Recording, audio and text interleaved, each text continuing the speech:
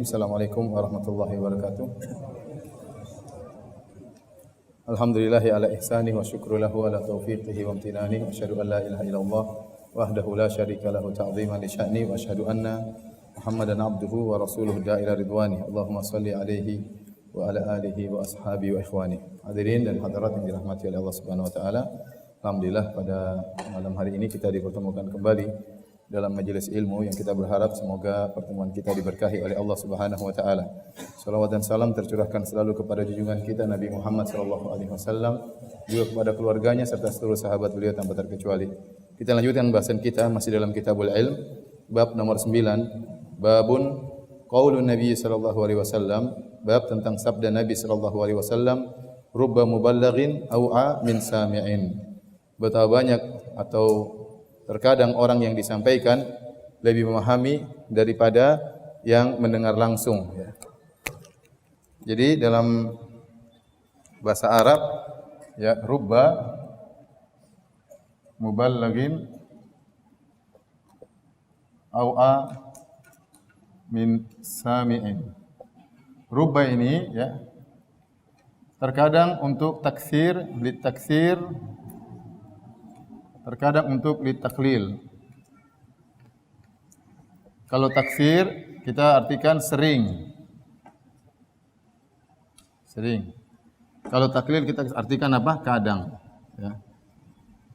Ini secara bahasa Arab artinya betapa banyak atau terkadang orang yang disampaikan lebih menguasai daripada yang min sami', yang mendengar langsung. Maka kata para ulama yang cocok artinya kadang. Terkadang, karena biasanya yang mendengar langsung lebih paham daripada yang mendengar kedua kali yang disampaikan. Ya.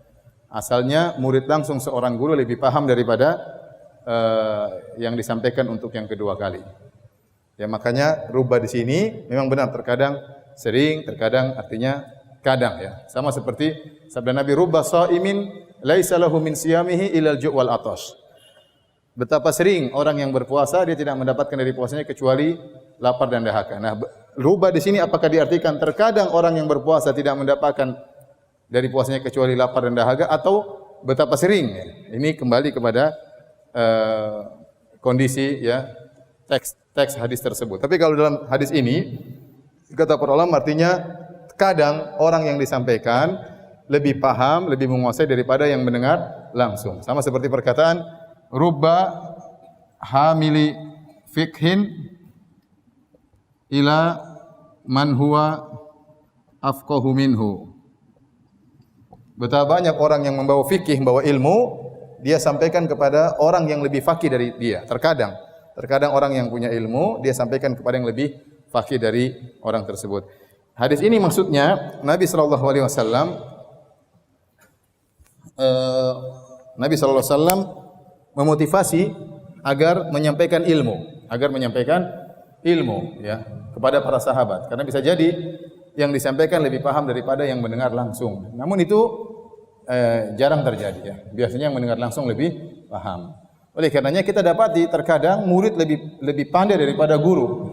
Murid lebih pandai daripada guru, ya. Terkadang demikian. Adapun hadis yang dibawakan, hadis nomor 67, kata Imam Al-Bukhari, haddatsana Musaddad qala haddatsana Bishr qala haddatsana Ibnu Aun an Ibni Sirin an Abdurrahman bin Abi Bakrah an abihi. Jadi dari sahabat Abu Bakrah radhiyallahu anhu. Dzakara Nabi sallallahu alaihi wasallam, dia menyebutkan tentang Nabi sallallahu alaihi wasallam, qa'ada ala ba'irihi. Suatu hari Nabi sallallahu alaihi wasallam duduk di atas ontanya. Wa amsaka insanun bi khitamihi. Dan ada seorang lelaki yang memegang tali kekang ontanya. Disebut dalam sebagian riwayat itu Bilal. Nabi duduk di atas ontanya dan tali kekang onta dipegang oleh Bilal. Au bizimamihi, ya. Zimam sama dengan khitam, tali yang untuk apa? Agar onta tidak bergerak-gerak. Kemudian Nabi berkata, "Ayu yaumin hadza?" Nabi berkhutbah di atas onta. Kata Nabi, "Ayu yaumin hadza?" Ini hari apakah ini? Fasakatna. Ya. Mereka tahu itu adalah hari nahar, hari yang suci.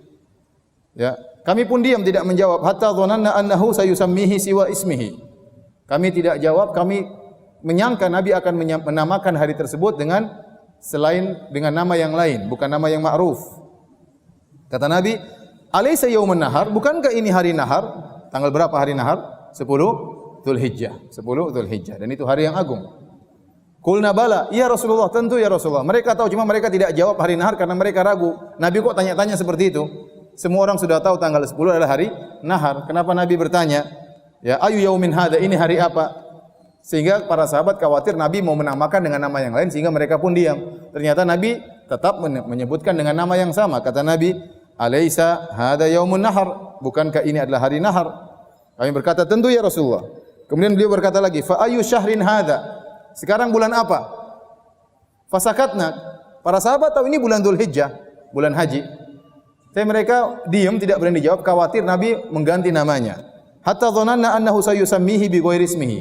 Hingga kami menyangka Nabi ingin mengganti dengan nama yang lain. Faqala alaysa bi Dzulhijjah? Kata Nabi, bukankah ini bulan Dzulhijjah? Qulna bala, tentu ya Rasulullah. Maka Nabi berkata, fa inna dima'akum wa amwalakum wa a'radakum bainakum haram. Sungguhnya darah kalian dan harta kalian dan harga diri kalian adalah haram di antara kalian. Kahurmati yaumikum hadza. Sebagaimana kesucian hari kalian ini, yaitu hari nahar. Fi syahrikum hadza. Sebagaimana sucinya bulan kalian, bulan Dzulhijjah. Fi baladikum hadza. Di mana? Di tanah suci ini, di kota Mekah. Liyuballigh asy-syahidul ghaib. Hendaknya yang menyaksikan menyampaikan kepada yang tidak hadir. Hendaknya yang hadir menyampaikan apa yang saya sampaikan ini kepada yang tidak hadir. Kemudian kata Nabi, fa inna syahida asa an yuballigha man huwa alahu minhu. Bisa jadi yang hadir menyampaikan kepada orang yang lebih menguasai, lebih paham daripada dia. Nabi SAW memotivasi, sampaikan aja apa yang aku sampaikan kepada kalian. Ya. Di sini Nabi ingin menjelaskan satu poin, yaitu dima'akum wa amwalakum wa aradakum. Sungguhnya harta kalian, darah kalian dan harga diri kalian itu suci, terjaga, haram, tidak boleh ditumpahkan. Sebagaimana kehormatan hari ini, karena orang jahiliyah mereka juga tahu bahwasanya di antara bulan-bulan haram adalah Asyhurul Hurum, di antaranya Dzulhijjah, yaitu Dzulqa'dah, Syawal, Dzulqa'dah, Dzulhijjah sama Rajab. Itulah bulan-bulan haram. Sehingga mereka di 4 bulan tersebut mereka tidak mau berperang karena mereka mengagungkan bulan-bulan tersebut, ya. Terkadang mereka berperang saja, nanti bulan haramnya mereka pindahkan ke bulan yang lain. Kalau mereka sudah terpaksa berperang, mereka pindahkan ke bulan yang lain. Tapi inilah bulan-bulan haram, Syawal, Dzulqa'dah, Dzulhijjah, kemudian Rajab. Sehingga bulan Dzulhijjah, bulan haram diketahui oleh orang Arab jahiliyah. Mereka tahu tanah suci Mekah juga mereka tahu tanah haram. Orang-orang jahiliyah juga mengetahui tanah Mekah adalah tanah suci haram. Mereka jaga tanah suci tersebut. Kemudian hari nahar mereka juga tahu karena orang jahiliyah juga mereka berhaji. Nah, Nabi ingin menekankan kepada para sahabat, kalian kan tahu ini tanah haram. Kalian kan tahu ini bulan haram. Kalian tahu kan ini bulan kehormatan, tanah suci. Kalian tahu ini hari kehormatan. Ingat, ada juga yang memiliki kehormatan seperti ini, yaitu darah kalian, harta kalian dan darah kalian. Jangan dilanggar. Ya, sebagaimana tanah suci Mekah, tanah haram tidak boleh dilakukan pelanggaran di situ, demikian juga kalian tidak boleh melanggar berkaitan dengan darah kalian, tidak boleh ditumpahkan, harta kalian dan juga a'radakum, harga diri kalian. Apa itu a'rad? A'rad kata para ulama yaitu maudhi'udz dzam wal madah, yaitu suatu dari seorang manusia yang bisa dicela atau dipuji. Itu namanya irdun, jamaknya a'rad. Contohnya kecerdasan. Kecerdasan seorang bisa dicela dan bisa dipuji atau tidak? Bisa. Berarti termasuk dari ird. Tidak boleh seorang mencela kecerdasan seorang, itu si bahlul, si goblok, enggak. Ya. Enggak boleh. Namanya menjatuhkan harga dirinya. Menjatuhkan harga dirinya. Itu haram, ya. Itu haram. Sebagaimana seakan Nabi berkata, sebagaimana kalian mengagungkan tanah Mekah, maka agungkanlah harga diri sesama kalian. Jangan dijatuhkan. Ya. Sekarang subhanallah di zaman sekarang ini menjatuhkan harga diri saudara begitu mudah, apalagi di zaman media sosial. Kalau kita lihat perdebatan di Facebook, komentar-komentar mengerikan nih ikhwan. Antum jaga lisan antum ya. Kalau ada orang mulutnya maki-maki jangan terbawa. Sudah biarin dia maki-maki. Pengikutnya banyak, Ustaz, biarin saja. Terus antum terikut jadi pengikut dia. Antum balas dengan makian-makian juga percuma, sudah enggak usah. Enggak usah ya. Jaga lisan antum ya. Kita hidup cuma sekali ya. Terkadang kita menjatuhkan harga diri orang tidak pada tempatnya, itu bahaya.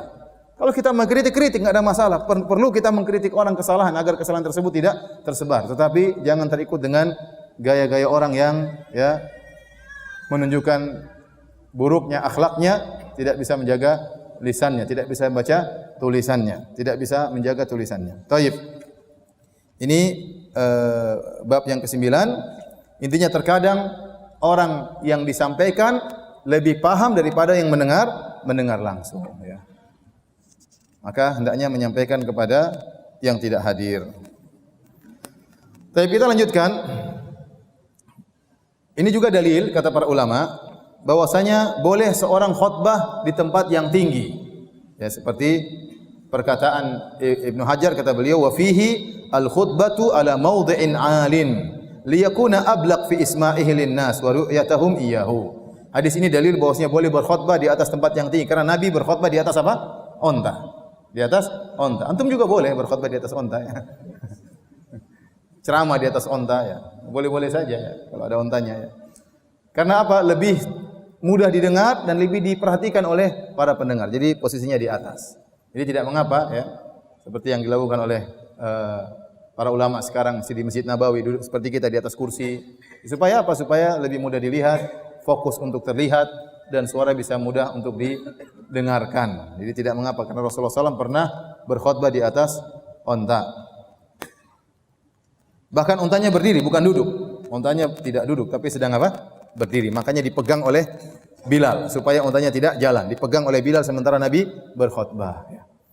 Tapi kita lanjutkan bab 10, babul ilm, babun al-ilmu qabla al-qaul wal amal. Bab tentang ilmu itu lebih dahulu daripada perkataan dan perbuatan. Ini bab ini dibawakan oleh Al-Imam Al-Bukhari ya, untuk menjelaskan tentang pentingnya berilmu, belajar. Karena memang ada yang mengatakan, buat apa nuntut ilmu tidak diamalkan? Itu benar. Buat apa nuntut ilmu tidak diamalkan? Kita nuntut ilmu untuk diamalkan. Tapi ingat, jangan sampai gara-gara ada persangkaan, buat apa nuntut ilmu kalau tidak diamalkan, akhirnya ilmu seperti dianggap remeh. Maka Imam Bukhari ingin mengingatkan bahwasanya ilmu itu yang membenarkan amalan dan membenarkan perkataan. Kalau amal dan perkataan tidak dibangun di atas ilmu, maka percuma, sia-sia. Ya, maka dibuatlah bab ini oleh Imam Al-Bukhari agar benar-benar kita memperhatikan tentang ilmu. Bahwasanya ilmu adalah pondasi yang membangun perkataan dan perbuatan. Kalau perkataan dan perbuatan dibangun tidak di atas ilmu, maka tidak ada manfaatnya.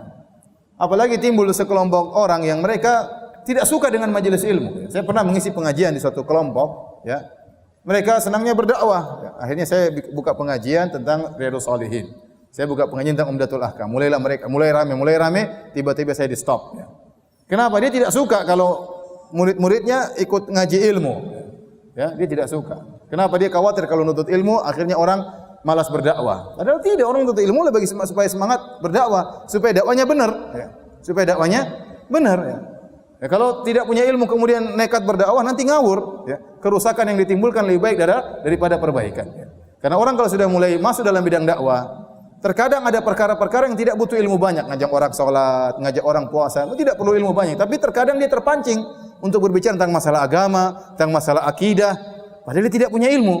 Ya. Kenapa? Dia sudah merasa berdakwah, sudah merasa hebat, akhirnya terpancing untuk berbicara hal-hal yang bukan bidangnya. Maka seorang menggabungkan antara ilmu dengan amalan, ilmu dengan dakwah. Ya. Saya bacakan perkataan Ibnu Hajar rahimahullahu taala dalam Fathul Bari, ya, dia menukil dari perkataan Ibnul Munir, ya, Ilmul Munayyir, ya. Arada bihi annal ilma syartun fi sihhatil qaul wal amal. Maksudnya Imam Al-Bukhari dengan bab ini bahwasanya ilmu itu syarat sahnya perkataan dan perbuatan. Fala yu'tabarani illa bihi. Bahwasanya perkataan dan perbuatan tidak sah kecuali dengan ilmu. Fa huwa mutaqaddimun alaihima. Dan ilmu lebih dahulu sebelum berkata dan berbuat. Sekarang banyak orang berkata berbuat sebelum berilmu. Tidak ragu-ragu berkomentar, tidak ragu-ragu membuat statement, pernyataan. Ilmunya ada tidak? Enggak, orang bikin saja pertanyaan, ya. Kemarin ada salat gerhana. Kemudian sebagian tempat tidak kelihatan gerhananya, ya. Kemudian tidak salat, dan itu yang benar seperti itu. Kemudian ada yang bikin komentar, ya, tanpa belajar dulu bagaimana fikih para ulama, ya. Lah, apa bedanya dengan apa? Apa bedanya dengan Idul Fitri, Idul Adha? Satu orang sudah lihat, semuanya berpuasa, ya. Meskipun yang lain tidak lihat apa? Hilal, ya. Ini masalahnya lain. Jadi ada orang langsung berkomentar tanpa ilmu, nanti dia bikin pusing orang, ya. Benar juga, padahal ini bukan ilmu ini, ya. Jadi mau saya ikhwan hati-hati. Nanti kalau punya pendapat ente di atas ilmu atau sekedar bikin bingung orang ya. Antum kira bikin bingung orang tidak dosa, bikin dosa itu bikin bingung orang ya. Jangan ya ikhwan. Ya. Jadi perkataan dan perbuatan ya harus dibangun di atas ilmu. Kalau enggak bertanya bukan statement. Fanabbaha al-musannifu ala dzalika hatta la yasbiqu ila dhihn min qawlihim innal ilma la yanfa'u illa bil amal. Maka kata beliau Al-Imam Al-Bukhari ingin mengingatkan tentang hal ini, bahwasanya amal dan perkataan tidak sah kecuali dengan ilmu. Kenapa? Karena sebagian orang ya berkata ilmu tidak bermanfaat kecuali dengan amal ya. Ini benar, tetapi kalau salah paham tahwinu amril ilm, akhirnya orang meremehkan ilmu. Wa tasahuli fi talabihi, akhirnya orang menggampangkan tidak mau nuntut ilmu. Padahal nuntut ilmu itu sangat penting. Baik, kemudian Al-Imam Al-Bukhari membawakan banyak dalil, di antaranya firman Allah dalam surat Muhammad ayat 19, fa'lam annahu la ilaha illallah. Ketahuilah, ilmuilah. Fa'lam artinya berilmulah engkau. Ini perintah kepada Nabi. Ilmulah engkau wahai Nabi annahu la ilaha illallah. Bahwasanya tidak ada yang berhak disembah kecuali Allah Subhanahu wa taala. Kata Imam Al-Bukhari, fabada'a bil ilm, sebelum perkataan. Maka Allah mulai terlebih dahulu dengan ilmu. Ilmuilah engkau wahai Muhammad bahwasanya qaul, perkataan, tidak ada yang berhak disembah kecuali Allah. Jadi ilmu baru perkataan. Kemudian beliau membawakan dalil juga tentang keutamaan ilmu. Wa annal ulama hum warathatul anbiya warathul ilma. Dan bahwasanya para ulama adalah pewaris para nabi dan para nabi mewariskan ilmu. Man akhadahu akhadha bihadzin wafir. Barang siapa yang mengambilnya, maka dia telah mengambil dengan bagian yang besar.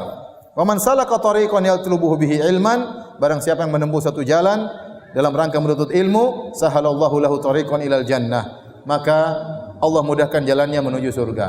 Ini Imam Bukhari tidak menyebutkan sanadnya, dia hanya menyebutkan sungguhnya para ulama. Kenapa? Karena hadis ini meskipun sahih, namun tidak sesuai dengan standar kesahihan Sahih Bukhari. Karena Sahih Bukhari hadis-hadisnya sahihnya standarnya tinggi. Jadi kalau ada hadis yang sahih, memang sahih menurut Imam Bukhari sahih, tapi tidak sesuai dengan standar Sahih Bukhari, maka terkadang Imam Bukhari masukkan dalam bentuk judul tanpa menyebutkan sanadnya. Ya. Ini hadisnya sahih, tapi riwayat Tirmidzi kalau tidak salah, ya, tetapi tidak sesuai dengan standarnya Sahih Al Bukhari. Hadis tersebut innal ulama warathatul anbiya. Sungguhnya para ulama adalah pewaris para nabi. Wa innal anbiya lam yuwarithu dinaran wala dirhaman. Dan para nabi tidak mewariskan dinar dan dirham. Wa innama warathul ilma. Tetapi mereka hanya mewariskan ilmu. Faman akhadahu, barang siapa yang telah mengambil ilmu, faqad akhadha bihadzin wafir. Maka dia telah mengambil bagian yang banyak, bagian yang sempurna dari warisan para nabi. Jadi kalau Anda ingin mengambil warisan para nabi, maka nuntut ilmu. Kemudian hadis juga, man salaka tariqan yaltamisu fi ilman sahalallahu lahu bihi tariqan ilal jannah. Barang siapa yang menempuh suatu jalan untuk menuntut ilmu, Allah akan mudahkan jalannya menuju surga. Sekarang saya tanya sama antum, kalau kita melangkahkan kaki menuju masjid untuk menghadiri salat berjamaah, apakah kita akan dimudahkan masuk surga? Saya ulangi, kalau kita melangkahkan kaki menuju masjid dalam rangka salat berjamaah, apakah kita dimudahkan untuk masuk surga? Iya, dimudahkan. Kalau kita melangkahkan kaki untuk umrah, berjalan satu tempat ke tempat yang lainnya, berhaji dari satu manasik ke manasik yang lainnya, dari satu masyar ke masyar yang lainnya, dari Mina ke Arafah dan seterusnya, ya. Ya, dari Arafah ke Muzdalifah, ya. Maka apakah kita dimudahkan menuju surga? Iya.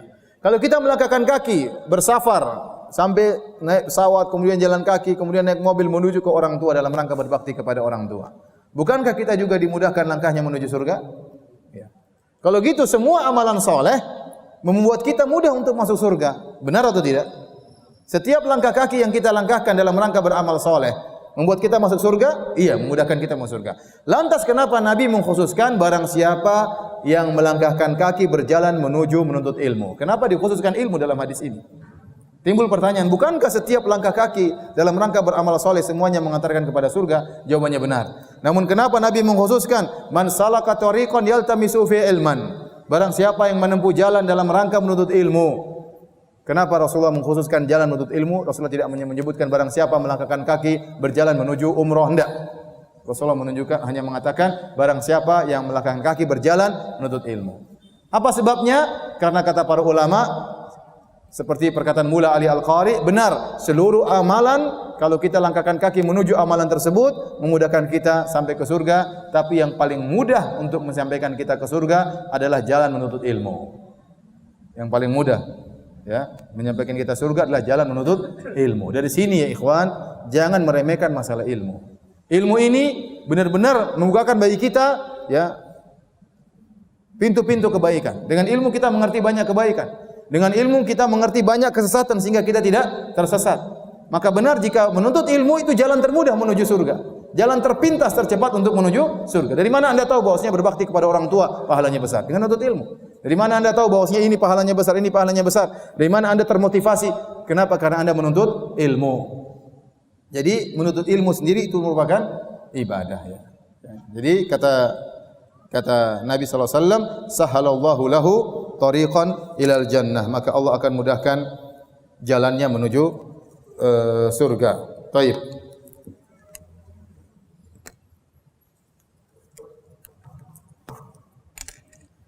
Nabi berkata,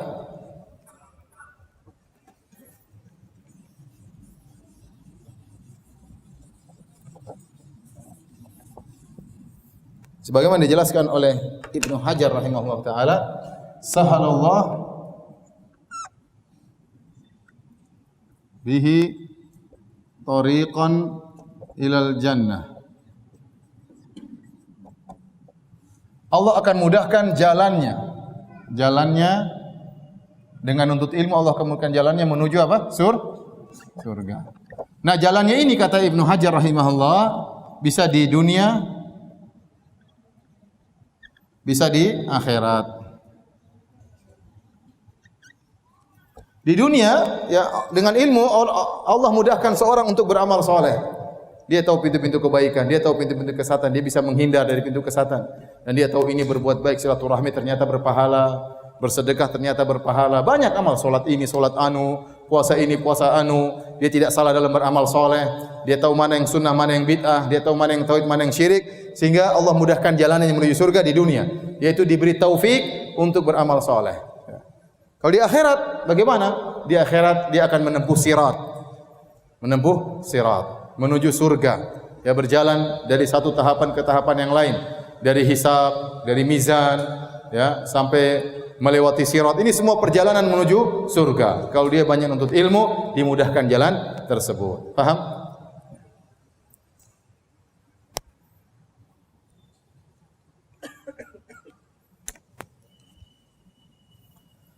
Baik, kita lanjutkan. Wa qala jalla dzikruhu, dan juga firman Allah kata Imam Bukhari, innama yakhsyallaha min ibadihil ulama. Sungguhnya yang takut kepada Allah dari hamba-hambanya yaitu para ulama.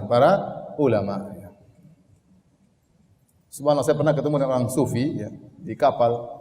Dia bilang, bacaan yang benar bukan innama yakhsyallaha. Kalau Allah dengan fathah itu artinya Allah itu objek. Sungguhnya yang tidak takut, yang hanya takut kepada Allah dari hamba-hambanya adalah para ulama'u, ya. Para ulama yang takut kepada Allah. Ada yang baca innama yakhsyallahu min ibadihil ulama. Sebenarnya mengatakan yang benar, tidak ada yang ditakuti oleh Allah dari hamba-hambanya adalah para ulama. Jadi Allah yang takut kepada para ulama. Ini kufur atau bukan? Kufur, subhanallah. Ada aja orang sesat itu. Ayatnya sudah jelas, ya. Yang takut kepada Allah adalah para ulama. Dia baca terbalik. Yang takut kepada para ulama adalah siapa? Yang ditakuti oleh Allah adalah para ulama. Allah takut sama siapa, ya akhi? Kenapa? Karena para ulama mereka yang tahu tentang sifat-sifat Allah. Mereka tahu tentang keagungan Allah. Seorang semakin belajar agama, dia semakin takut kepada Allah. Ya, semakin rasa cintanya kepada Allah dan juga takut kepada Allah bersamaan dengan cintanya kepada Allah. Ya, bagaimana adab yang pedih, dia baca ayat-ayat tentang neraka jahanam, ya. Kalau tidak pernah baca Quran, tidak pernah belajar, dia tidak tahu akan hal tersebut, ya. Kemudian kata Allah Subhanahu wa taala, "Wa ma yaqiluha illal alimun." Surat Al-Ankabut ayat 43, yang artinya tidak ada yang memahami tentang permisalan-permisalan tersebut kecuali orang-orang yang alim. Dan ini benar. Dalam Al-Qur'an Allah banyak membuat perumpamaan-perumpamaan. Kalau orang awam baca dia tidak ngerti ini maksudnya apa. Ini maksudnya apa? Kata Allah, "Wa ma yaqiluha illal alimun." Tidak ada yang paham kecuali orang-orang yang alim. Butuh orang alim yang paham maksud Allah membuat perumpamaan begini maksudnya apa. Allah buat perumpamaan dengan lalat. Allah membuat perumpamaan dengan nyamuk, ya. Allah buat perumpamaan dengan ada anjing, ya. Maksudnya apa, ya? Allah berumpamaan tentang orang-orang munafik juga banyak. Allah beri perumpamaan tentang misalnya tentang kebun, ya. Maksudnya apa, ya? Ini yang tahu hanya orang-orang yang alim. Dan ini pujian bagi orang-orang yang berilmu. Kemudian Allah juga berfirman dalam surat Az-Zumar ayat 9. Dalam surat Al-Mulk ayat 10. Wa qalu law kunna nasma'u aw naqilu ma kunna fi ashabis sa'ir. Para penghuni neraka jahanam berkata, seandainya dahulu kita mendengar dan kita berfikir, memahami, tentu kita bukan penghuni neraka jahanam. Jadi pemahaman itu penting. Qalu law kunna nasma'u, dulu coba kalau kita dengar, wa au naqilu, atau kita memahami. Berarti pemahaman tentang ayat-ayat Allah dan hadis-hadis Nabi itu penting. Bisa menyelamatkan orang dari neraka jahanam. Orang enggak paham, tidak mau belajar, membuat dia mudah untuk masuk dalam neraka jahanam. Kita tidak belajar. Ustaz, kalau kita tahu, nanti kalau kita tidak tahu kan dapat uzur, Ustaz. Kalau kita tahu nanti haram ini haram itu haram, ya repot hidup ini, Ustaz. Enggak usah belajar, biar kalau ya enggak bisa begitu. Kalau Anda sudah belajar, ternyata Anda melanggar sesuatu karena tidak tahu, diampuni oleh Allah karena Anda sudah berusaha, sudah belajar. Tapi kalau sejak awal tidak mau belajar, melanggar berdosa. Tidak ada uzur. Kenapa? Karena tidak mau belajar. Itu namanya i'rad, berpaling dari belajar. Ini tidak boleh. Yang Allah beri uzur itu siapa? Orang sudah belajar, kemudian dia masih salah, ya karena dia tidak ngerti, ini dapat uzur, orang tidak ngerti. Dia sudah berusaha. Tapi kalau sejak awal tidak mau berusaha, kemudian salah, ya tidak ada uzur. Akhirnya apa? Terjerumus dalam neraka jahanam. Terjerumus dalam neraka jahanam. Kemudian di antara keutamaan ilmu, surat Az-Zumar ayat 9. Hal yastawil ladina ya'lamuna wal ladina la ya'lamun. Katakanlah, apakah sama antara orang-orang yang berilmu dengan orang-orang yang tidak berilmu? Ini namanya istifhamun ingkari. Pertanyaan untuk mengingkari, tidak perlu jawaban. Jawabannya tentu kita sama-sama tahu, tidak akan sama antara orang berilmu dengan orang tidak berilmu. Saya sering sampaikan, antara anjing berilmu dengan anjing tidak berilmu saja Allah bedakan. Dalam surat Al-Maidah Allah berfirman, ya, yas'alunaka madza uhilla lahum. Mereka bertanya kepada engkau, wahai Rasulullah, apa yang dihalalkan bagi mereka? Qul uhilla lakumut thayyibat. Katakanlah dihalalkan bagi kalian perkara-perkara yang baik. Wa ma 'allamtum minal jawarihi mukallibina tu'allimunahunna mimma 'allamakumullah. Fakulu mimma amsakna 'alaikum wadhkuru ismallahi 'alaihi. Demikian juga dihalalkan bagi kalian, kata Allah, hasil buruan anjing-anjing yang telah kalian ajari. Jadi kalau anjing yang sudah kita ajari, kemudian dia berburu, maka hasil buruannya apa? Halal. Tapi kalau anjingnya bahlul, kemudian dia berburu, hasil buruannya haram. Ternyata Allah bedakan antara hasil buruan anjing yang pintar dengan anjing yang bodoh. Nah, kalau anjing yang pintar Allah bedakan dengan anjing yang bodoh, apalagi orang yang pintar dengan orang yang tidak pintar. Makanya Allah berfirman, "Qul hal yastawil ladina ya'lamuna wal ladina la ya'lamun." Katakanlah, apakah sama antara orang berilmu dengan tidak berilmu? Jawabannya tidak sama dalam segala hal. Tidak sama dalam kehidupan sehari-hari, tidak sama bermuamalah dengan istrinya, tidak sama bermuamalah dengan anak-anaknya. Ya, tidak sama dalam beribadah, tidak sama pahalanya. Beda antara berilmu dengan tidak berilmu. Ya, tidak sama tatkala sakaratul maut, tidak sama tatkala di alam barzakh, tidak sama tatkala di akhirat. Ya, maka seorang berusaha untuk belajar. Karena orang yang berilmu dipuji oleh Allah Subhanahu wa taala. Tentunya ilmu yang kita bicarakan semuanya ilmu yang mengantarkan kepada amal, ilmu yang mengantarkan kepada amal. Kemudian Nabi sallallahu alaihi wasallam juga bersabda, wa qala an-nabiy sallallahu alaihi wasallam, Rasulullah SAW bersabda, man yuridillahu bihi khairan yufaqihu. Barang siapa yang Allah menghendaki kebaikan baginya, maka Allah buat dia faqih. Allah buat dia faqih. Ini kabar gembira bagi orang-orang yang belajar. Karena kalau orang belajar ilmu, berarti Allah kehendaki kebaikan baginya. Ya, bahkan Allah mengatakan mafhum mukhalafahnya, kebalikannya, seperti disampaikan oleh Ibnu Hajar, barang siapa yang Allah tidak kehendaki kebaikan baginya, Allah buat dia berpaling dari ilmu. Makanya kalau Anda cinta dengan ilmu, Anda senang hadir dalam majelis ilmu, berarti itu Allah menghendaki kebaikan bagi Anda. Tapi kalau Anda sudah enggak suka nuntut ilmu, bosan, gelisah kalau dengar ceramah, ya, ingin keluar terus, ya, maka ini Allah tidak ingin kebaikan bagi Anda. Maka ini membuat kita semangat. Barang siapa yang ingin kebaikan, Allah ingin kebaikan baginya, maka Allah akan buat dia faham tentang agama.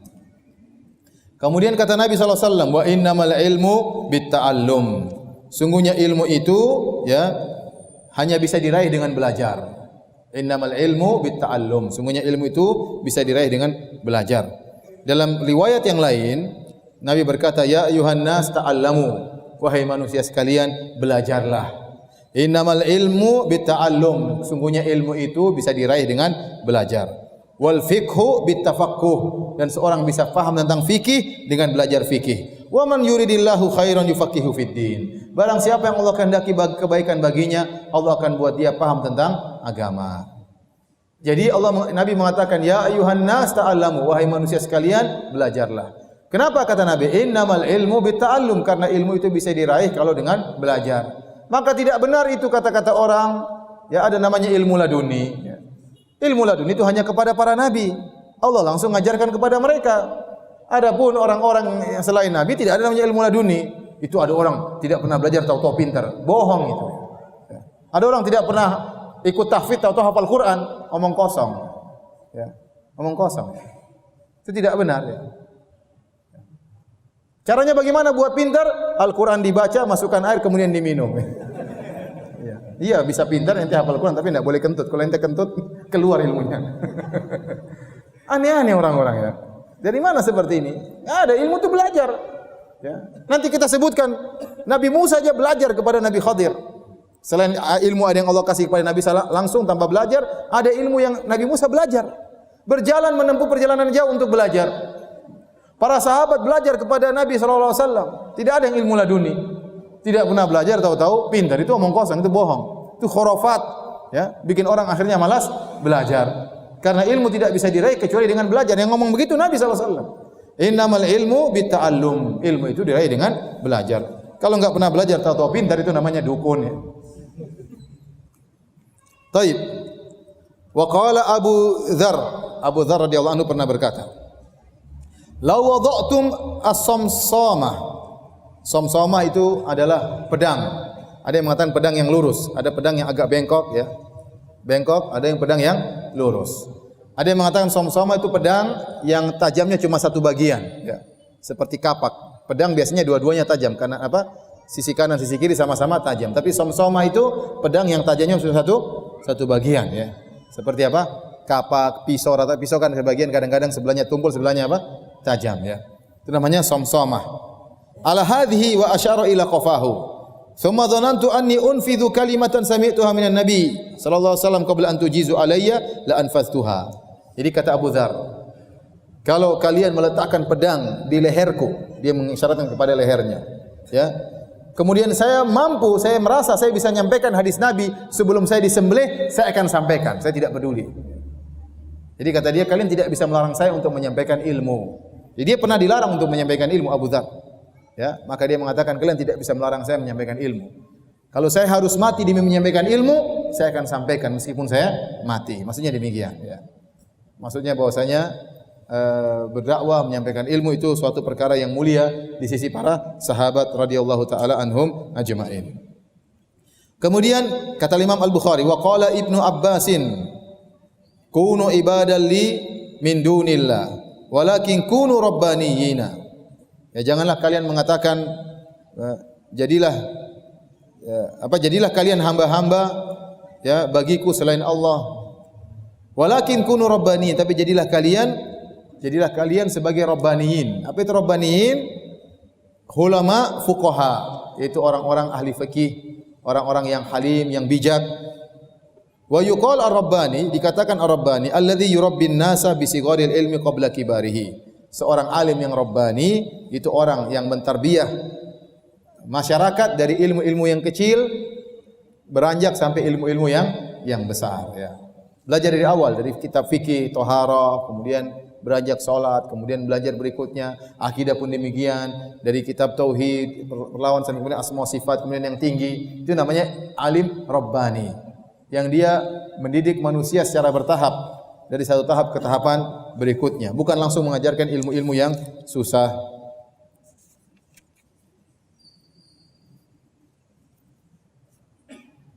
Baik, kita lanjutkan. Bab ke-11. Bab makanan Nabi sallallahu alaihi wasallam yatakhawwaluhum bil mau'izati wal ilmi kai la yanfiru. Bab bahwasanya Nabi sallallahu alaihi wasallam dahulu beliau tidak tiap hari atau beliau mencari-cari waktu yang tepat kepada para sahabat untuk mengajarkan ilmu, untuk memberikan mau'izah agar mereka tidak bosan, ya. Jadi ada waktu-waktu yang dipilih oleh Nabi.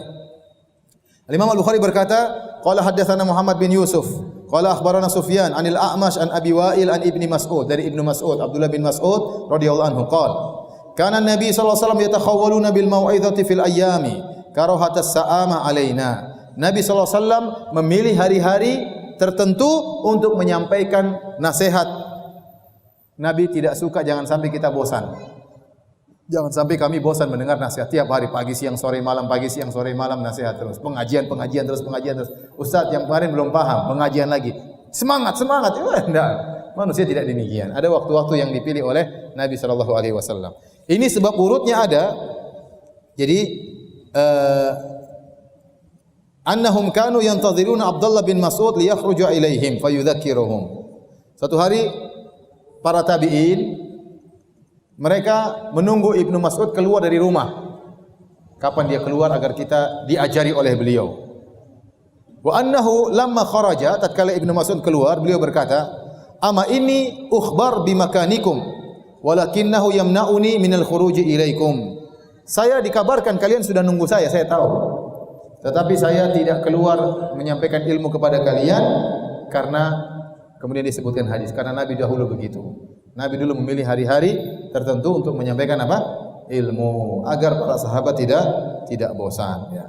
Jadi demikian kita juga pengajian seminggu sekali, ya. Terkadang sebulan sekali. Safar, ya. Jadi bukan juga tiap hari ngaji tiap hari, masing-masing orang. Kalau udah semangat enggak apa, tapi kalau awal-awal ya. Ini sahabat saja Nabi memperhatikan ya semangat mereka. Ya, ini para sahabat yang semangat, Nabi aja memperhatikan semangat mereka. Tidak tiap hari kemudian disampaikan terus, ya. Tapi ada waktu-waktu yang Nabi pilih. Kalau mau itu satu hadis mungkin tiap hari. Tapi kalau kajian panjang mungkin Nabi memilih waktu-waktu tertentu. Tidak setiap saat. Ya. Kemudian hadis berikutnya. Qala haddatsana Muhammad bin Bashar. Kata Imam Al-Bukhari telah menyampaikan kepada kami Muhammad bin Bashar. Qala haddatsana Yahya bin Sa'id, qala haddatsana Syu'bah, qala haddatsana Abu Tiyah, qala an Anasin, dari Anas bin Malik ani Nabi sallallahu alaihi wasallam. Dari Anas bin Malik dari Nabi sallallahu alaihi wasallam, beliau berkata, "Yassiru wa la tu'assiru." Mudahkan jangan susahkan. Basyiru wa la tunaffiru. Ya. Beri kabar gembira dan jangan buat orang lari. Beri kabar gembira dan jangan buat orang lari, ya. Jadi ini dibawakan oleh Al-Imam Al-Bukhari dalam masalah bagaimana menyampaikan ilmu. Mudahkan, jangan bikin orang susah. Sebelum pengajian, wah ini ilmu susah sekali. Kalian enggak bisa kan? Sudah buyar aja. Jadi orang udah ketakutan gitu. Bikin mudah, ya ini mudah insyaallah. Insyaallah mudah. Meskipun susah, ya kita buat mereka semangat, ini mudah. Jangan buat orang apa? Lari, ya. Jangan buat orang lari. Pertama langsung bahasan tinggi, langsung kafir kafir, ya, bid'ah, orang takutlah seperti itu. Jadi jangan bikin orang lari, pelan-pelan. Ada tahapannya kita menyampaikan, ya. Benar, Ali dikatakan, Ali berkata, "Qulil haqqa walau kana murrah." Walau kana murran, sampaikan kebenaran meskipun pahit. Dia pula yang disebutkan dalam Sahih Bukhari yang berkata, "Haditsun nasa bima ya'rifun." Sampaikan kepada manusia sesuai dengan nalar mereka. "Aturiduna ayyukadzdzaballahu wa rasuluh?" Apa kalian ingin Allah dan Rasulnya didustakan? Gara-gara kalian menyampaikan sesuatu yang tidak masuk dalam nalar mereka, ya. Jadi seorang dai juga lihat kondisi, bukan yang penting semangat, yang penting seruduk. Enggak, bukan masalah seruduk-serudukan, ya. Tapi menyampaikan sesuatu semua orang bisa, tapi menyampaikan di saat yang tepat, waktu yang tepat, kondisi yang tepat, itu yang butuh ilmu. Nabi mengatakan, "Yassiru wa la tu'assiru." Mudahkan, jangan persulit. "Basyiru wa la tunaffiru." Beri kabar gembira, jangan buat mereka lari, ya. Kata Al-Imam Al-Bukhari, ya. Kata Imam Nawawi rahimahullah, Nabi berkata, "Yassiru," mudahkan. Setelah itu Nabi berkata, "Wala tu'assiru," jangan susahkan. Nabi tidak cukup mengatakan mudahkan. Kata Imam Nawawi, seandainya Nabi mengatakan mudahkan, dipahami oleh para pendengar seakan-akan memudahkan itu hanya sekali-sekali. Tapi tatkala Nabi mengatakan jangan menyusahkan, berarti harus senantiasa memudahkan. Berarti perintah untuk memudahkan itu senantiasa. Paham? Saya ulangi. Seandainya Nabi hanya berkata yassiru, kata Imam Nawawi, kalau Nabi hanya berkata mudahkan, mungkin kita pahami ya, hanya sekali-sekali kita mudahkan. Tapi tatkala Nabi setelah itu mengatakan wala tu'assiru, jangan mempersulit, berarti memudahkan, tidak mempersulit itu berkontinu, berkesinambungan. Bukan sewaktu ini mudahkan, waktu lain menyusahkan, tidak. Basyiru, beri kabar gembira, jangan buat orang lari. Ya. Pengajian, ya, ada orang pengajian menyampaikan tentang kalian tuh tidak seperti para salaf. Kalian tuh, jadi orang dibodoh-bodohin terus. Ya, pelan-pelan lah. Memang kalau dibandingkan salaf kita nggak bisa salaf ya. Tapi ya hargai orang ya.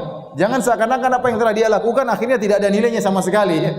Ini enggak, ente bernilai tapi ente tidak boleh ujub. Ente masih jauh daripada para salaf. Jadi mudahkan orang. Jangan buat orang putus asa.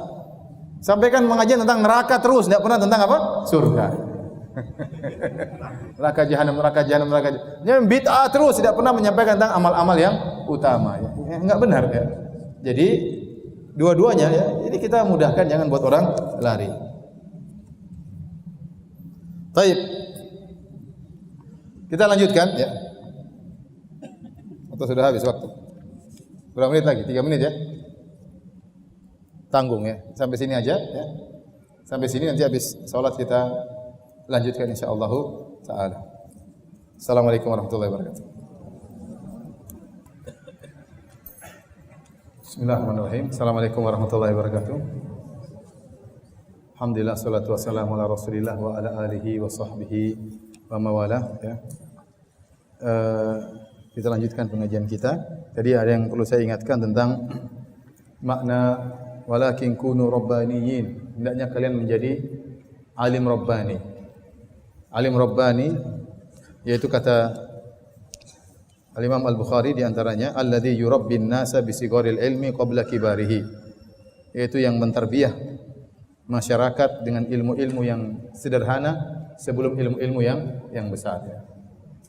Maka para hadirin ya, di antara kesalahan sebagian orang ya mengajarkan kepada murid-muridnya tentang ilmu-ilmu yang besar ya, masalah kenegaraan, masalah-masalah yang besar. Sementara masalah-masalah kecil mereka tidak paham ya. Fikih salat tidak paham, fikih puasa tidak paham, itu kesalahannya.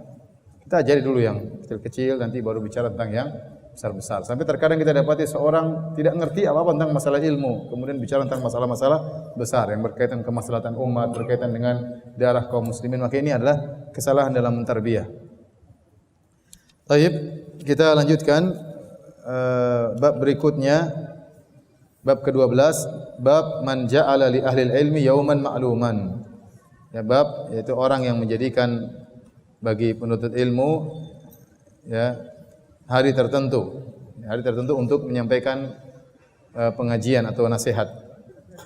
Al-Imam Al-Bukhari berkata, qala haddatsana Utsman bin Abi Syaibah, qala haddatsana Jarir an Mansur an Abi Wa'il, qala kana Abdullah yudzakkirun nasa fi kulli khamis. Bahwasanya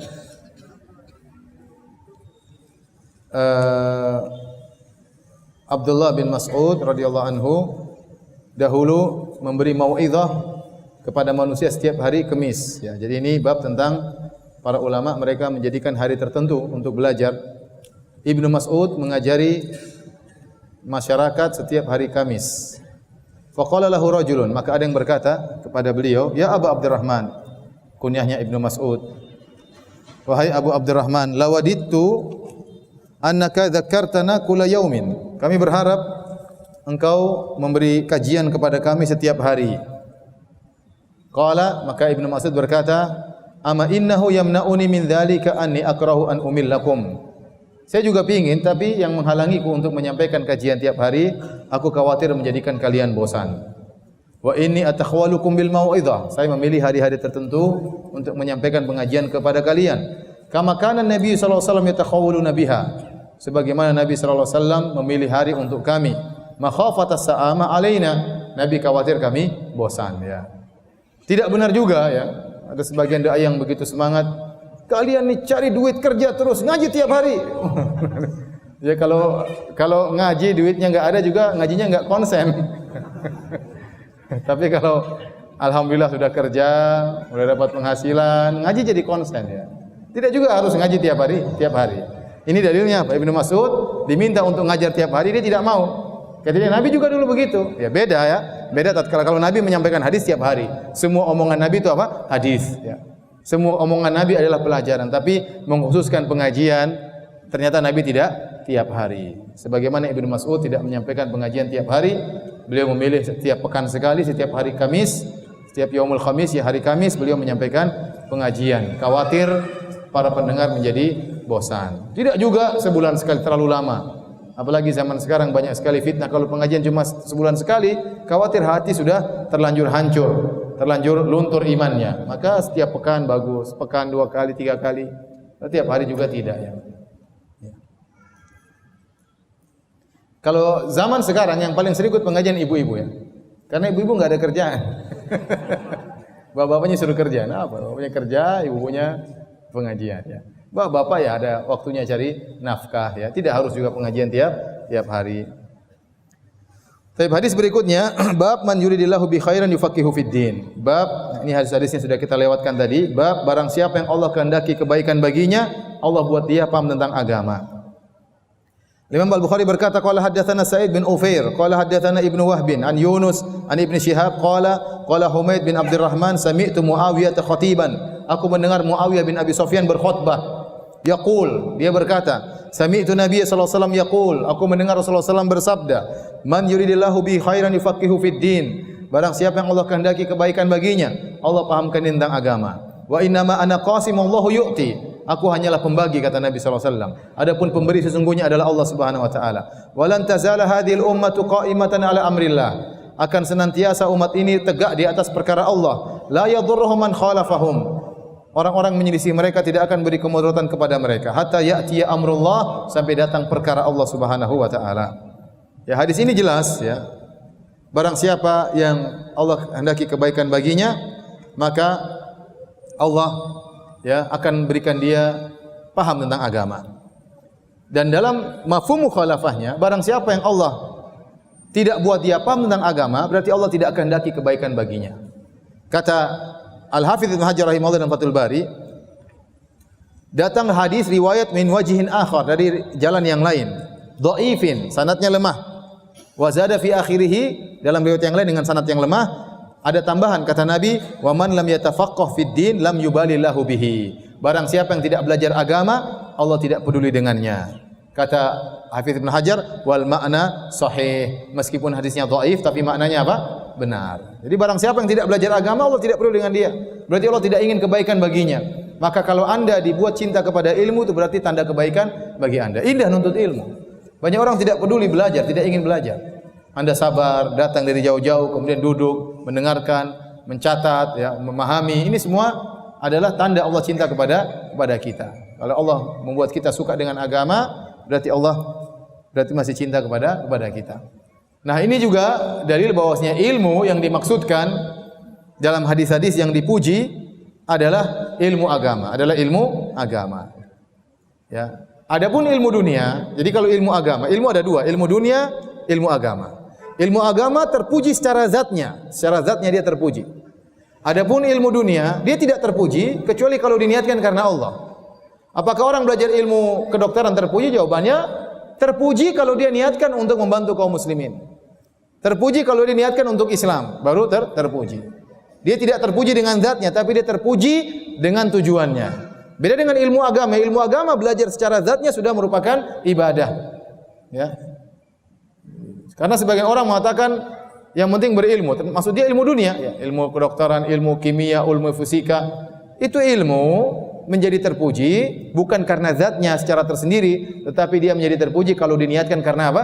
Karena Allah Subhanahu wa taala. Beda dengan ilmu agama, karena ilmu agama lah yang disebut dengan din. Maka Nabi mengatakan, "Man yuridillahu bihi khairan", siapa yang Allah kehendaki kebaikan baginya, yufaqihu fid din. Allah buat dia paham tentang apa? Agama, bukan tentang ilmu-ilmu yang lainnya. Benar Islam butuh dokter yang alim, dokter yang bertakwa, insinyur yang bertakwa, pejabat yang bertakwa, politikus yang bertakwa, benar. Ya. Tapi harus selesai dengan apa? Takwa. Kalau tidak maka ilmu mereka itu hanya perkara duniawi murni. Tapi kalau diniatkan untuk Islam baru bernilai pahala di sisi Allah Subhanahu wa taala. Kita lanjutkan bab berikutnya, bab 14, bab al-fahmu fil ilmi. Paham tentang ilmu. Ini pujian terhadap orang yang paham. Ini hadis sudah kita sampaikan sebelumnya tentang hadis Ibnu Umar. Al-Imam Bukhari berkata, qala hadatsana Aliun, qala hadatsana Sufyan, qala li Ibnu Abi Najih an Mujahidin qala sahibtu Ibnu Umar ila al-Madinati falam asma'hu yuhadditsu an Rasulillah sallallahu alaihi wasallam illa hadisan wahidan. Kata Mujahid, aku menemani Ibnu Umar ke kota Madinah dan aku tidak mendengarnya menyampaikan satu hadis dari Rasulullah sallallahu alaihi wasallam kecuali satu hadis saja. Aku tidak mendengar satu hadis pun dari Nabi dia sampaikan kepada aku kecuali satu hadis saja. Yaitu beliau berkata, "Kunna indan Nabi sallallahu alaihi wasallam fa utiya bu Jummar." Suatu hari kami di sisi Nabi sallallahu alaihi wasallam tiba-tiba didatangkan Jummar. Sudah kita jelaskan. Jummar itu jantung apa? Jantung korma. Kalau diambil kormanya mati. Dan itu enak dimakan. Faqala, waktu Nabi sedang makan Jummar, Nabi berkata, "Inna minasyajari syajaratan masaluha kamatsalil muslim." Sungguhnya di antara pepohonan-pepohonan ada suatu pohon yang perumpamannya seperti seorang muslim. Apakah pohon tersebut? Nabi kasih teka-teki. Tidak ada yang jawab. Ada yang bilang pohon ini, pohon salah semua. Kata Ibnu Umar, fa aradtu an aqula hiya nakhlah. Aku ingin menjawab, pohon yang kau maksud wahai Rasulullah adalah pohon korma. Fa idza ana asgharul qaum, tiba-tiba saya tengok saya yang paling kecil sehingga saya malu berkata. Fasakatu, saya pun diam. Faqala Nabi sallallahu alaihi wasallam hiya nakhlah. Yang benar pohon tersebut adalah pohon korma. Imam Bukhari ingin menjelaskan bahwasanya seorang kalau belajar agama harus cerdas dan terpuji orang yang cerdas, paham. Dia bisa melihat sisi-sisi pendalilan. Dia bisa melihat sisi permasalahan. Ya. Dia bisa melihat sisi permasalahan. Ya. Kemudian dia bisa melihat indikasi-indikasi. Waktu Nabi bertanya, kasih teka-teki. Kapan Nabi kasih teka-teki? Setelah didatangkan jantung apa? Korma. Berarti orang yang cerdas tahu jawabannya berkaitan dengan pohon korma. Dan Ibnu Umar paham tentang hal tersebut. Ya ikhwan, subhanallah, ilmu bertingkat-tingkat. Kita kemarin Dewan Fatwa 3 hari kita debat. Kita sudah siapkan 30 makalah. Masing-masing orang 3 makalah dan siap dihabisi oleh teman-teman ya. 3 hari kita debat ya. Cuma berhasil selesai 16 permasalahan ya. Hari ketiga teman-teman semangat ya. Biasanya kita mulai jam 8, hari ketiga Ustaz Irwandi bilang kita mulai jam 5 karena masih banyak permasalahan. Mulai jam 5 subuh sudah pulang salat subuh langsung kita debat ya. Subhanallah, dari situ banyak permasalahan. Ada sebagian ustaz yang Masya Allah cerdas, sudah debat lama-lama dia bisa menunjukkan sisi inti permasalahan yang kita semua tidak tahu hal tersebut ya. Ya. Saya mau sebutkan nama ustaznya nanti, kasihan ustaznya nanti riya ya. Bukan saya ya. Bukannya riya, bukan saya. Intinya dengan dialog seperti itu ya, karena saling melengkapi, ada yang bagian hadis, ada yang bagian akidah, ada yang bagian usul fikih, ada yang bagian fikih, ada yang khusus muamalah, ada yang alhamdulillah dengan demikian bisa semakin saling sharing ya. Yang tadinya kita nulis merasa tidak ada salahnya, dihabis sama teman-teman, ternyata kita banyak salahnya. Oleh karenanya alhamdulillah baru 16 masalah yang bisa kita selesaikan. Ya mungkin dalam waktu dekat mulai kita keluarkan satu persatu fatwa tersebut ya. Di antara yang kita bahas misalnya nanti akan keluar tentang masalah menjamak salat asar dengan salat Jumat. Ini juga permasalahan sering ditanyakan. Di antara nanti masalah iktikaf di masjid mall, bagaimana hukumnya ya. Ya ini nanti aja antum baca ya. Sekarang saya enggak mau bongkar rahasia. Ya. Jadi subhanallah, orang itu bertingkat-tingkat. Ilmu itu bertingkat-tingkat. Wa fawqa kulli dzi ilmin alim. Orang alim masih ada yang lebih alim daripada dia. Baik, hadirin Allah Subhanahu wa taala. Sampai sini saja kajian kita. Insyaallah kita lanjutkan pada pekan depan ya. Insyaallah taala.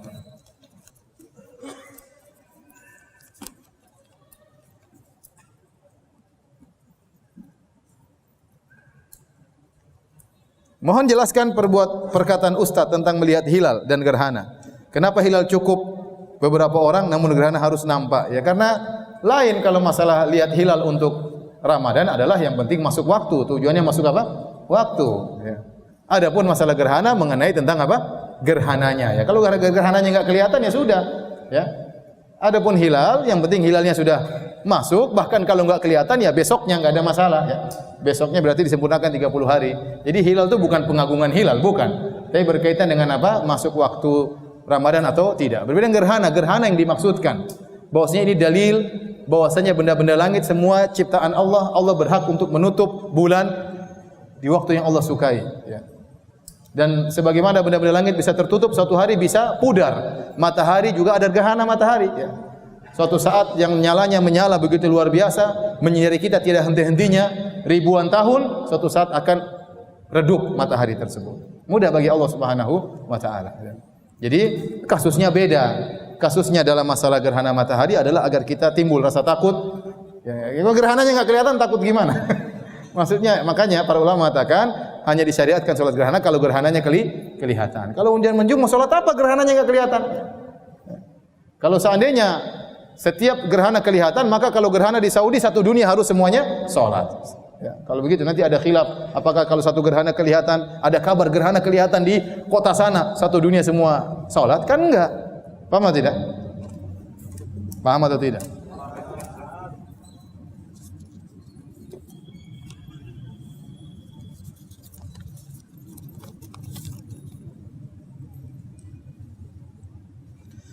Ustaz, mengenai hadis Rasulullah bahwa pemungut pajak di neraka. Ya.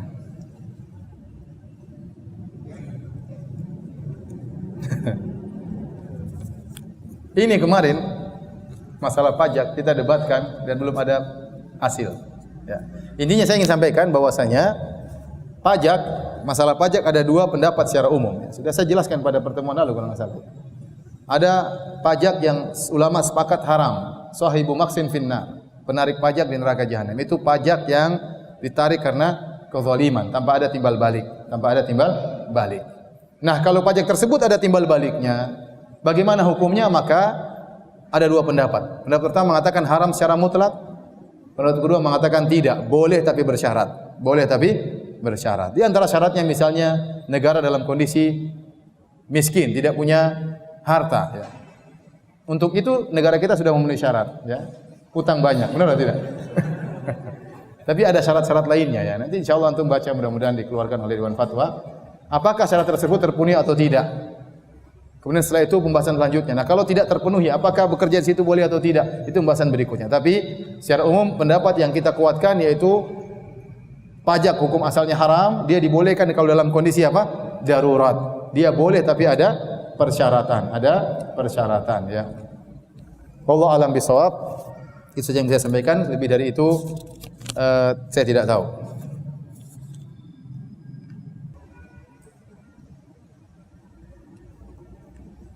Oh ya benar ya. Afwan Ustaz, tadi antum menyebutkan 4 bulan haram, salah satunya Syawal, bukan Muharram. Ya benar, saya salah ya. Yang benar apa? Dzulqa'dah, Dzulhijjah, Muharram, kemudian apa? Rajab. Kemudian Rajab. Kalau Syawal itu bulan haji. Saya keliru. Bulan haji Syawal, Dzulqa'dah sama awal Dzulhijjah itu bulan haji ya.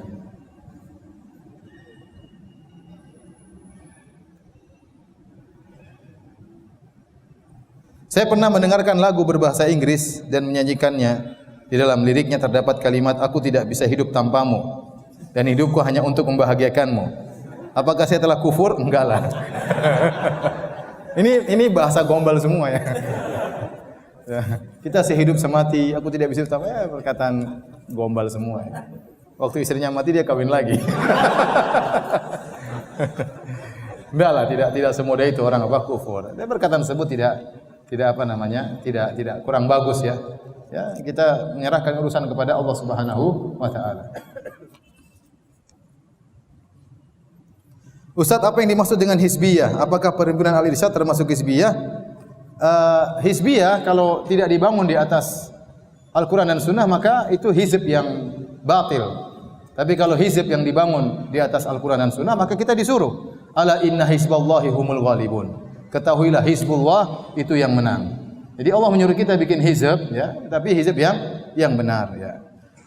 Kalau hizbiyah yang tercela yaitu perkumpulan yang dibangun di atas selain Al-Quran dan Sunnah. Al-wala wal bara'nya, loyalitas dan permusuhan dibangun di atas selain Al-Quran dan Sunnah. Ya.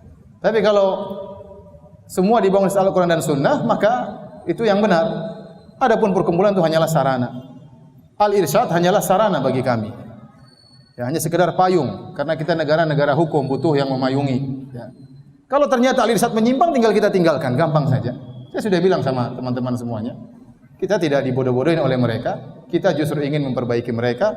Dan saya sudah pernah meninggalkan dewan. Saya telepon, saya bilang mohon maaf, saya mau keluar dari Dewan Fatwa. Kemudian teman-teman di Al-Irsyad mengatakan, jangan Ustaz, kita ingin Al-Irsyad itu baik di atas manhaj salaf. Kalau antum keluar, semuanya keluar, siapa yang akan meluruskan kami? Alhamdulillah mulai banyak perubahan-perubahan. Di antaranya Al-Irsyad, ya, saya tidak ingin sebutkan, tapi intinya mulai ada perubahan. Ya. Jadi maksud saya Al-Irsyad itu hanyalah sarana organisasi, sama seperti yayasan. Yayasan ada atau tidak? Yayasan itu perkumpulan. Ya. Tidak ada bedanya dengan organisasi. Kalau yayasan boleh untuk mengurus suatu masjid, yayasan untuk pendidikan, yayasan itu kan perkumpulan ya. Ada mudirnya, ada anak buahnya, ada pembinanya, sama seperti halnya dengan organisasi. Yang jadi penilaian kita apakah itu dibangun di atas Al-Quran dan Sunnah atau tidak. Bukankah Allah berfirman, wa ta'awanu 'alal birri wa taqwa, tolong menolonglah. Di antara bentuk tolong menolong ya kita buat dewan fatwa, ada organisasi. Ya, kapan menyimpang ya kita tinggalkan, gampang saja. Ini sekedar payung, bukan tujuan utama. Siapa yang menjadikan organisasinya sebagai tujuan utama, maka itu keliru. Ya. Yang tidak ikut organisasinya dia musuhi.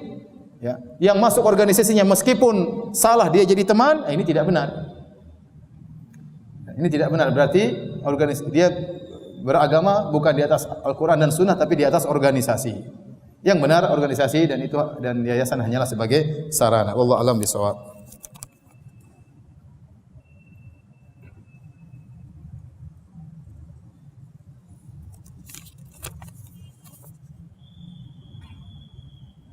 Apa isi fatwa perkumpulan Al-Irsyad beberapa waktu di Surabaya? Itu rahasia, nanti keluar sedikit-sedikit.